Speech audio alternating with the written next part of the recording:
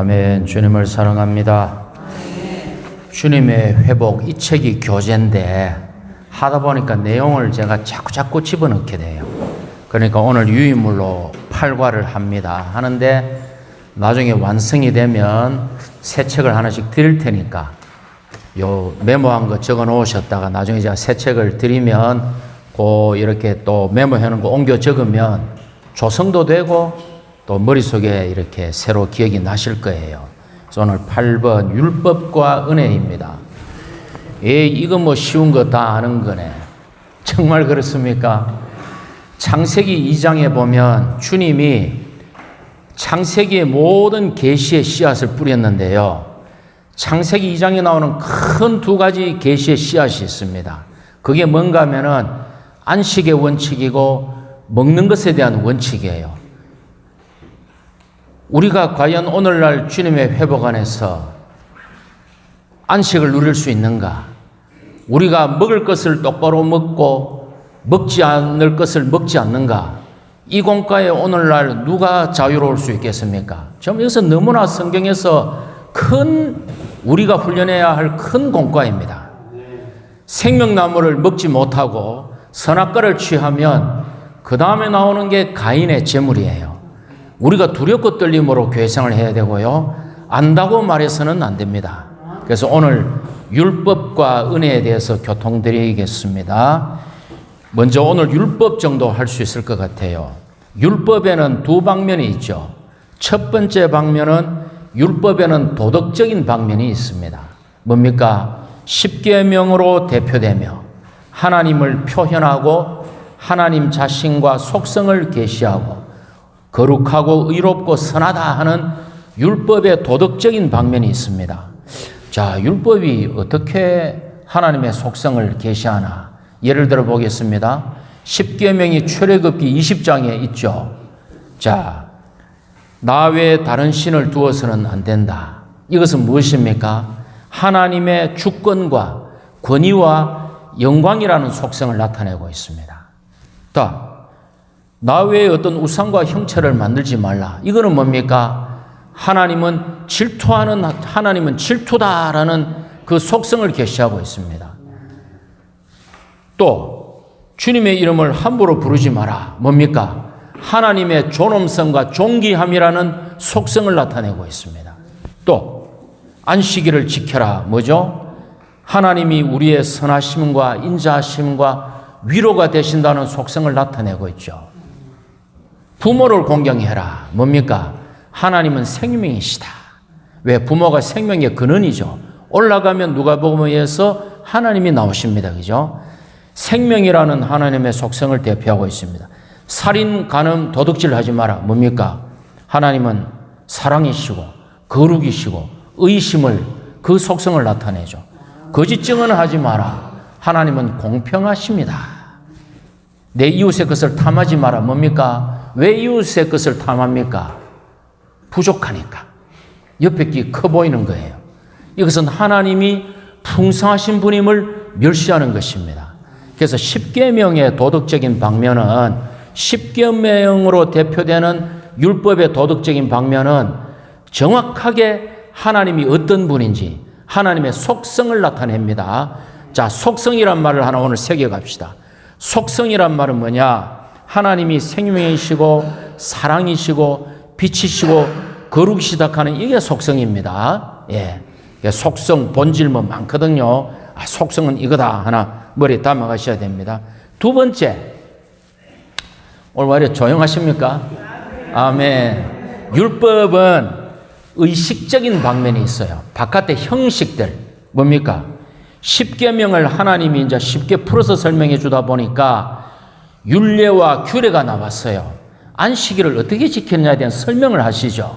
그러다 보니까 어떤 경배와 생활의 형식과 방식들이 나오기 시작합니다. 할례, 음식 규정, 안식일 준수 등으로 이루어지는 많은 형식들이 생기고 이것을 통틀어 유대교라 그럽니다. 그죠? 어떤 형식들이 율법의 어떤 의식의 방면들이 생기기 시작합니다. 그죠? 율법의 두 방면이 있습니다. 요 정도 기초로 하고 이제 율법의 기능으로 넘어가겠습니다. 율법의 기능 제가 작은 동그라미로 4개를 해놨는데요. 율법의 기능.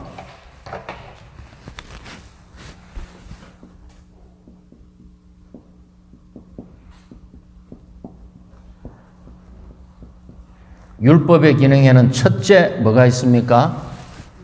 한번 얘기해 보십시오. 율법은 범죄 때문에 더해진 것이, 율법은 범죄 때문에 더해진 것입니다. 그러면 무슨 말입니까? 범죄가 없었다면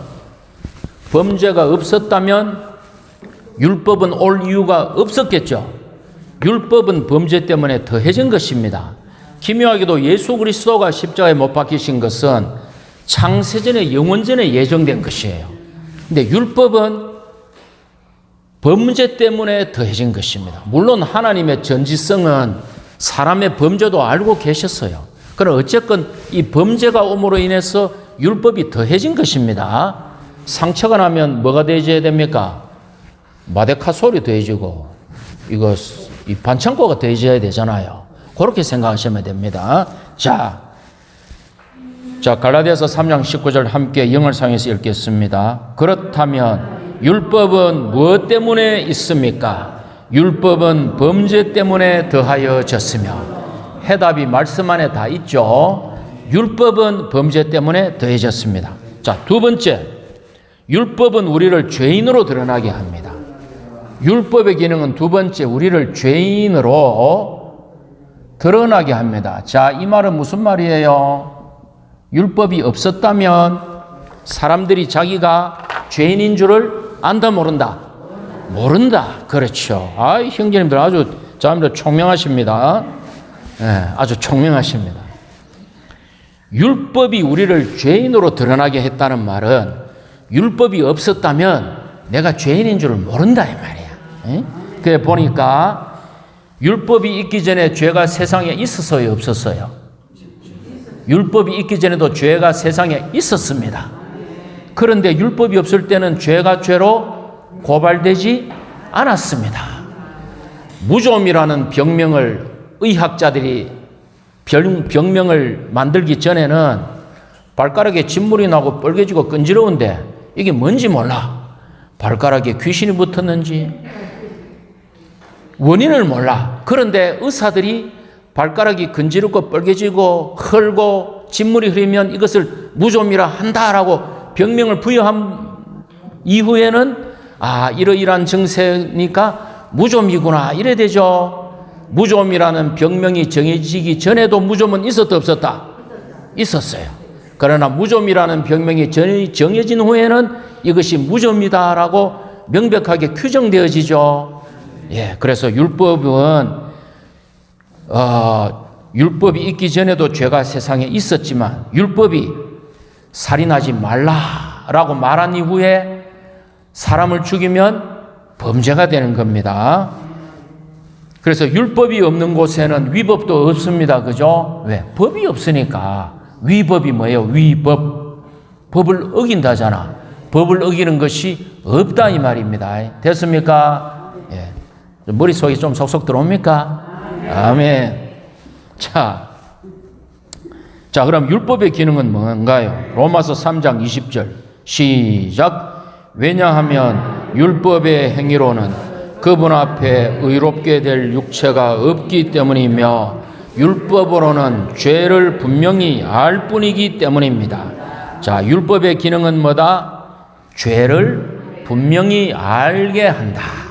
그럼 율법이 사람의 죄를 치료할 수 있는 효과가 있다 없다?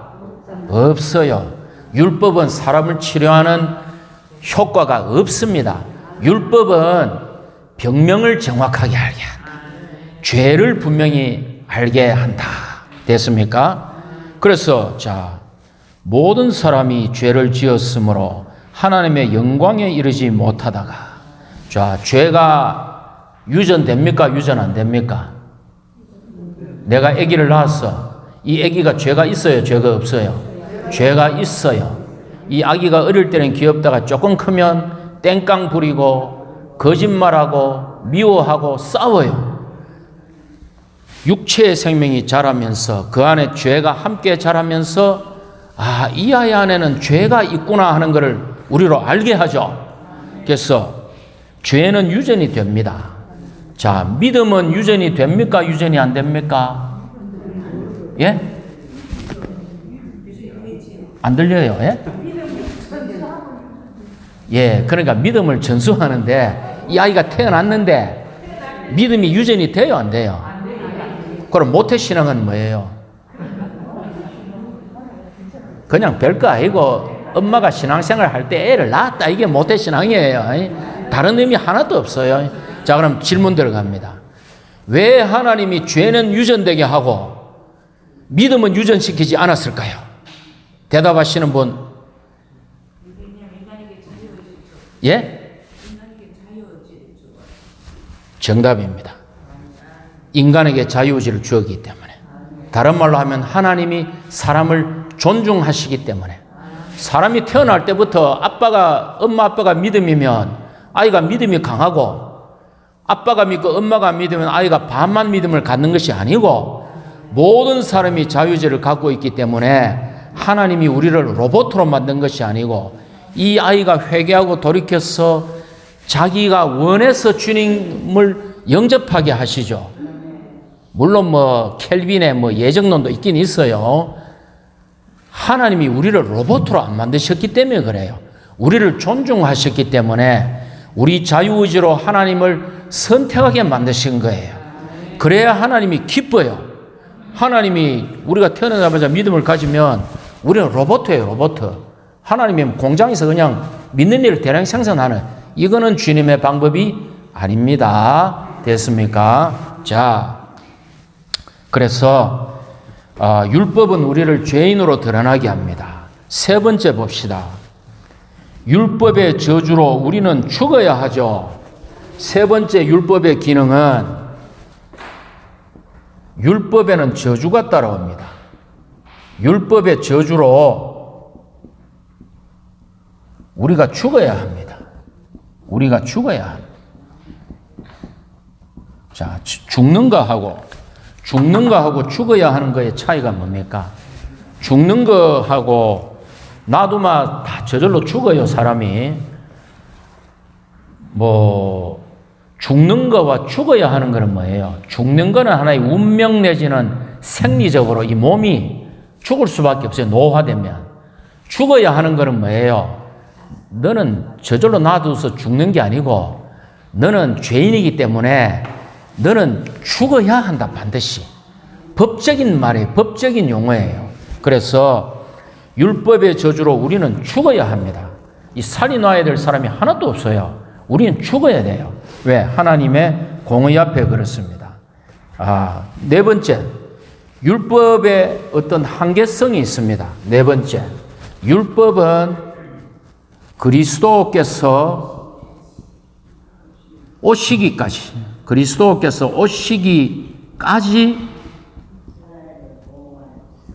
존재합니다. 율법의 기능은 그리스도께서 오시기까지 이스라엘 백성을 보호합니다. 거기 보시면 약속된 시가 오시기까지 율법이 존재합니다. 근데 보면은 거기에 갈라디아서 3장 23절 같이 한번 읽어볼까요? 믿음이 오기 전에 우리는 계시될 믿음에 이르도록 갇혀 있으면서 율법 아래 보호를 받았습니다. 아까 제가 여쭤봤죠. 율법에 어떤 우리를 치료하는 효능이 있습니까? 없습니까? 없으니까 어떻게 해야 돼? 율법의 울타리로 이거 하면 안 돼. 안식일 날은 게임하지 말고 안식일을 지켜야 돼. 이거 하면 안 돼. 이거 해야 돼 하면서 어떤 율법의 테두리로 그들을 가두어 놓고 보호한 거예요. 그게 뭡니까? 어린이 인솔자, 유치원 선생님이다, 이 말입니다. 그리스도께 오시기까지 그들을 보호한다. 이스라엘 백성을 보호. 이것이 율법의 기능이다. 자, 이제 율법의 기능을 알았습니다. 율법의 성취를 한번 봅시다. 자, 율법의 성취. 율법의 성취.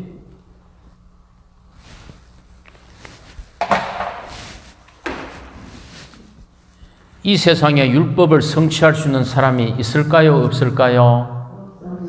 진짜요? 단 한 사람도 율법을 지킨 사람이 없습니까? 네. 창세기 보면 요셉은 잘못을 범한 적이 한 번도 없어요. 그러면 요셉이 의인이 아닙니까? 어떻게 생각하세요? 예? 자, 제가 질문을 드렸습니다. 요셉은 성경에 잘못이 하나도 기록되어 있지 않아요. 요셉이 왜 죄인입니까? 그런데 물론 죄를 안 지어도 죄인입니다. 그런데 이걸 아셔야 돼요. 예? 예. 예, 그렇죠. 요셉은 죄를 안 지어도 죄인이에요. 그러나 그가 성경에 죄를 범했다는 기록이 하나도 없어요. 그런데 이걸 아셔야 됩니다. 성경은 모든 것을 기록하지 않아요. 성경은 모든 것을 기록하지 않습니다. 하나님의 경륜의 관점에서 필요한 것만 기록해놨어요. 그러니까 요셉이 죄를 지었는지 안 지었는지 우리가 알 수 없지만 성경의 진리의 원칙에 의하면 요셉도 뭐 잘못을 했을 거예요. 예, 넘어가겠습니다. 너무 추론은 좋지 않은 거니까. 자, 율법의 성취 한번 봅시다. 1번 함께 읽어볼까요? 주 예수님은 이 땅에서의 생활에서 율법의 도덕적인 방면들을 지키셨고 새 율법으로 옛 율법을 보완하셨다.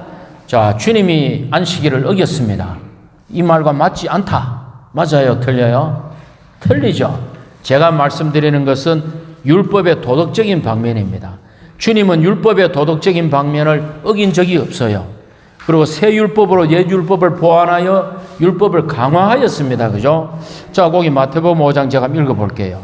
내가 주님이 율법이나 신헌서를 없애버리려고 온 것이 아니라 이루려고 왔습니다. 자, 주님은 율법을 이루려고 왔습니다. 자, 그 다음에 넘겨보면 이쪽에 뭐라 되어 있습니까? 옛 율법에는 살인해서는 안 된다 되어 있지만 여러분들은 형제에게 화내는 사람마다 심판을 받게 되고 구약에서는 사람을 죽이면 살인이지만 신약에서는 마음속으로 미워만 해도 살인한 자다. 그러니까 이 말씀 앞에 올 때 우리가 여기 사람을 한 사람도 안 죽여본 사람이 없다라고 말할 수 있다. 이소영 자매님은 한 사람도 안 죽여봤지 싶은데 마음속으로 미워만 해도 살인한 거니까 이 말씀에 자유로울 수 있는 사람이 없을 것 같아요. 예. 아니, 부모님도 원망하는데 우리가 살인 안 했습니까? 자, 세 번째, 간음해서는 안 된다. 구약에는, 신약에 오면은 음욕을 품고 여자를 보는 사람마다 간음한 것이다. 우리가 이 눈이 보라고 있는 거니까 이렇게 볼 수는 있지 않습니까? 볼 수는 있지만 운전하고 가다가 뭐 이렇게 아름다운 여자가 지나가면 볼 수는 있지만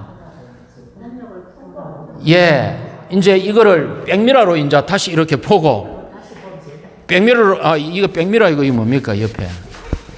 옆에 이거 거울 사이드 미러로 안 보이는 다시 백미러로 이렇게 보면 이거는 뭐예요? 이건 아니라는 거지. 그러니까 이런 것들은 율법을 어긴 것이라는 거죠. 또 오른뺨을 때리거든 왼뺨도 들려대고 주일날 진리 추구반하면서 그 형제님은 오른뺨을 때리거든 왼뺨을 댈 수 있습니까? 하니까 자기는 된대요. 아이고 대단하십니다. 그러니까 고발하려고 그렇게 하신대요. 예. 그러니까 저도 이게 안 돼요. 이게 누가 되겠습니까? 이거는 하나님 외에는 안 되는 거예요. 또 너의 이웃은 사랑하되 원수를 미워하여라. 이게 구약이죠. 이에는 이, 눈에는 눈입니다. 옛날에 베니스의 상인 보면 그만큼 살점을 띠내라. 뭐 이런 말 있었지 않습니까? 자, 근데 신약에 오면은 원수를 사랑하고 이거 안 됩니다. 이것도 안 될 뿐만 아니라 자, 원수를 사랑하고는 왕국 백성의 본성이에요. 근데 이거보다 더 두려운 말씀이 하나 있어요. 그게 뭡니까? 용서예요, 용서. 원수를 사랑하고는 왕국 백성의 본성에 속한 말이지만, 왕국 백성의 본성에 속한 말이지만, 용서는 왕국 백성의 행정에 속한 말입니다. 우리가 지체를 용서하지 않으면 하나님의 왕국은 먹는 것과 마시는 것이 아니요 성령 안에서 의와 화평과 희락이라 했는데, 천연왕국 안에 뚝 들어갔지만은 교회 생활하면서 내가 용서 못한 형제가 있어. 왕국 본성에 어긋나죠. 둘 다 왕국에서 쫓겨납니다. 용서는 원수를 사랑하기는커녕 용서는 원수를 사랑하는 것보다 더 낮은 거잖아요. 이건 행정과 관계되어 있어요. 우리가 교회 안에서 지체를 용서하지 못하면 왕국에 못 들어갑니다. 왕국이 나타나면 못 들어갑니다. 그래서 이게 겁나는 거예요. 그래서 주님이 주기도문을 얘기한 후에 다시 한번 용서의 문제를 얘기하지 않습니까? 이게 행정과 관계되는 거예요. 이거 두려운 겁니다. 그런데 우리가 어떻게, 저는 원수를 사랑할 수가 없어요. 그럼 어떻게 해야 됩니까? 좌절해야 됩니까? 워치만니 형제님 이런 말씀 하셨어요. 나는 지금도 사랑할 수 없습니다. 앞으로도 사랑할 수 없습니다. 그러므로 저는 심지어 영원히 이렇게 사랑할 수 없습니다. 그러므로 내가 아니요 그리스도입니다. 주님을 찬양합니다. 맞죠? 이게 아까 제가 말씀드린 창세기 2장의 원칙에 걸리는 거예요. 안식과 먹는 것의 원칙. 우리가 교회 안에서요, 함부로 우리가 뭐를 배웠다고 말해서는 안 됩니다. 정말 항공과 통하기가 어렵습니다. 예. 심지어 자식이 내한테 한마디 해도 이게 상처가 돼가지고 이게 안 잊혀져요. 맞죠? 이거 쉽지 않습니다. 우리가 주님이 아니면 어떤 것도 할 수가 없다는 것을 우리 깊은 속에서 우리가 알아야 됩니다. 예. 자, 이게 뭐였죠? 새 율법을 강화하셨네, 그죠? 율법의 성취, 주님께서 새 율법을 도덕적인 방면입니다. 강화하셨어요. 강화. 두 번째 뭡니까? 주 예수님은 십자가에서 율법의 요구를 이루심으로 우리를 율법의 저주에서 구속하셨어. 십자가에서 율법의 요구를 성취하시고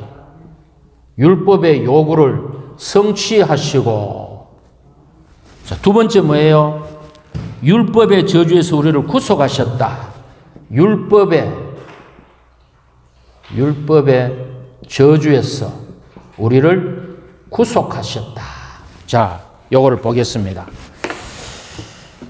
자, 갈라디아서 3장 13절 읽어보겠습니다. 항상 영을 사용해서 시작. 그리스도께서 우리를 위하여 저주가 되셔서 우리를 율법의 저주에서 구속하셨습니다. 자, 율법의 요구가 뭐예요? 율법은 하라 하지 말아예요. 율법은 요구합니다. 하라 하지 말합니다. 그죠? 율법의 요구를 주님이 십자가에서 이루셨습니다. 그 다음에 율법의 저주에서 우리를 구속하셨습니다. 율법의 저주, 율법 앞에 올 때마다 우리가 죄인으로 드러나기 때문에 하나님의 공의에 의해서 죄인은 죽어야 됩니다. 죄인은 죽어야 돼. 그래서 주님이 우리가 죽어야 되는데 대신에 그분의 피값을 지불하고 하나님 앞에 우리의 부채를 지불한 거예요. 자, 그러면 하나님이 율법의 저주에서 우리를 구속이란 말은 뭐예요? 값을 주고 사온 거죠. 사탄에게 값을 주고 사왔다. 맞다, 틀리다? 틀리다. 도둑놈이 내 물건을 훔쳐갔는데 내가 내 물건을 찾아오기 위해서 도둑에게 돈을 주고 이걸 찾아옵니까? 불법이잖아요. 율법의 저주는 하나님 앞에 그분이 값을 지불하고 우리를 구속하신 겁니다. 예. 자, 율법에 주님이 십자가에서 우리 위에 피를 흘리심으로 죄인이 죽어야 하는 율법의 요구를 성취하셨고 율법의 저주에서 우리를 대신해 주심으로 구속하셨다. 값을 주고 사셨다. 세 번째, 주 예수는 십자가에서 율법의 의식적인 방면들을 육체 안에서 끝내셨다. 자, 율법의 의식적인 방면들, 율법의 형식들, 그죠? 의식, 율법의 형식, 규례들을 폐하셨습니다. 십자가에서 폐하셨습니다. 폐하시니까 뭐가 하나 나온 작품이 있습니다. 그게 뭡니까? 뭐예요? 한 세 사람. 아시죠? 그리스도께서는 모퉁이 돌이 되시고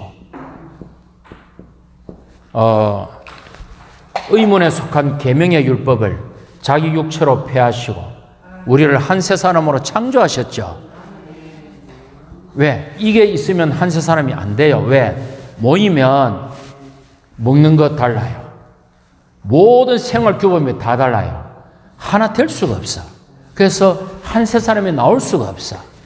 율법의 형식적인 부분이 못 박힐 때 한 세 사람이 창조될 수 있는 것입니다.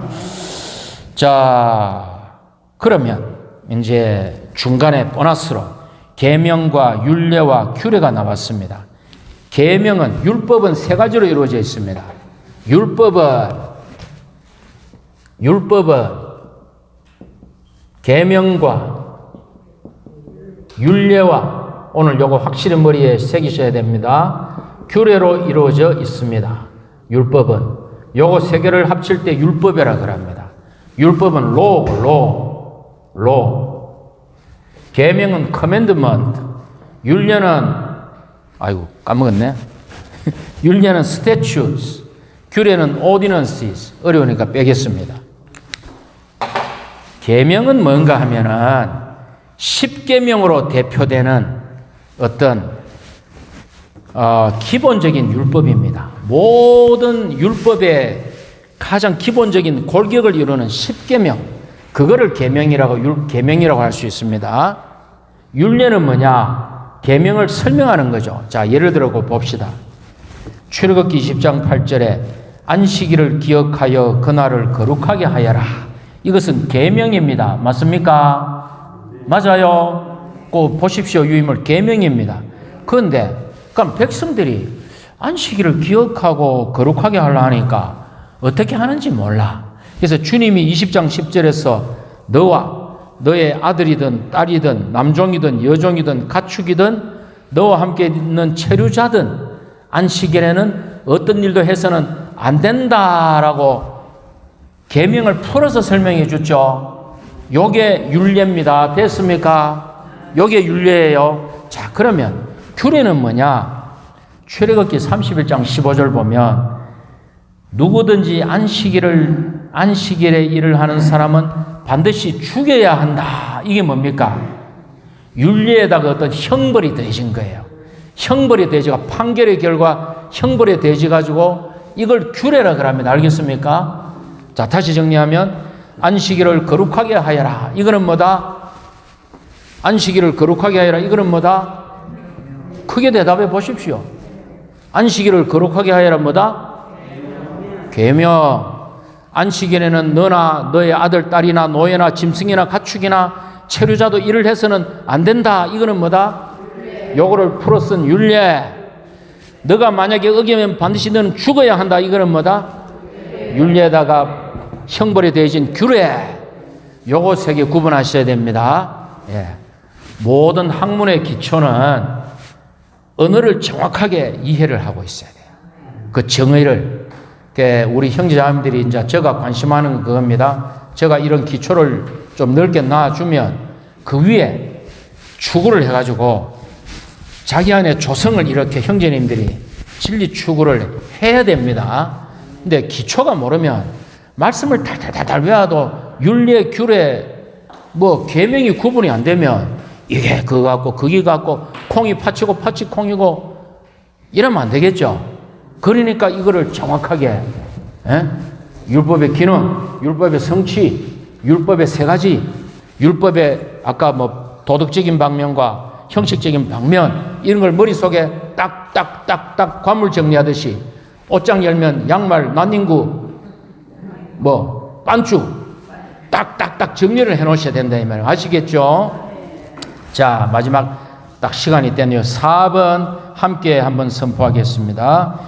주 예수님께서 부활하시어 생명 주시는 영으로 우리 안에 들어오신 후 외적인 율법의 요구가 내적으로 공급하는 생명의 영에 의해 우리 안에서 성취된, 자, 이 율법을 누가 지킬 수 있느냐? 주님께서 죽고 부활하시어 생명 주는 영으로 우리 안에 들어오실 때에 율법을 제정하신 분이, 우리에게 율법을 요구하던 분이 우리 안에서 공급하심으로 그분 자신을, 율법을 우리가 저절로 이루게 된다. 됐습니까? 자, 죄 짓는 거는 저절로 됩니까? 의식적으로 노력해야 죄를 짓습니까? 죄 짓는 거는 저절로 되죠. 법입니다. 그죠? 그러면 율법을 지키는 거는 우리가 지키려고 그러면은 그게 율법입니다. 주님이 지키면 저절로 지켜지죠. 그게 이 어떤 우리 안에서 막 주님에게 임재가 있으면 어려움이 와도 주여 감사합니다. 이 환경 가운데 또 주님 당신을 더 얻기 원합니다. 이렇게 되죠. 율법을 성취한 거예요. 그런데 안에 주님의 은혜가 없으면, 어려움이 오면은 에이 또 이런 일이 나에게 일어나는 거야. 에이 짜증나. 나는 왜 팔자가 이렇게 꼬였어? 이렇게 되죠. 그러니까 이거 율법을 못 지킨 거예요. 그죠? 그래서 율법을 우리가 다 지키고 있습니다. 그래서 8장 4절에 보시면 육체를 따라 행하지 않고, 육체를 따라 행하는 것은 내가 하는 것이죠. 영을 따라 행하는 우리 안에서, 영을 따라 행하는 것은 하나님이 하시는 것이죠. 율법의 의로운 요구가 이루어지도록 하시는 것입니다. 그러니까 형제자매님들, 교회 생활 안에서 이 영을 사용하는 것은 너무나 중요합니다. 제가 자주 얘기하지만 교회 생활을 가장 건축을 방해하는 사람들이 누굽니까? 가장 교회 생활을 해치는 사람이 누군가 하면은 육적인 믿는 이가 아니에요. 혼적인 그리스도인들이, 혼적인 형제자매들이 가장 교회 생활을 해칩니다. 왜? 옳은 것, 선한 것, 하나님을 위하는 것, 성경 진리와 부합되는 것들을 가져와서 가장 교회 생활을 어렵게 합니다. 우리는 반드시 교회 생활 안에서 영을 해방하고 영을 사용하는 것을 우리가 훈련해야 됩니다. 육군 사관학교 가면 왜 합니까? 밥을 먹을 때도 직각으로, 요즘도 그러나 모르겠습니다. 밥을 먹을 때도 직각으로, 걸을 때도 직각으로, 뭐 잠을 잘 때도 딱 차례자세로, 고개를 돌릴 때도 탁 직각으로, 모든 게 경례도 탁 각이에요. 각. 이런 말은 안 해야 되겠다. 교회 생활 안에서도 우리는 항상 영을 따라 행하고 영을 사용하고 주님을 앙망하고 주님과 함께 연합된 영 안에서 말해야 돼요. 이게 안 되면 우리는 건축하는 자가 아닙니다. 우리는 죽을 때도 뭡니까? 영을 사용해서 죽어야 됩니다.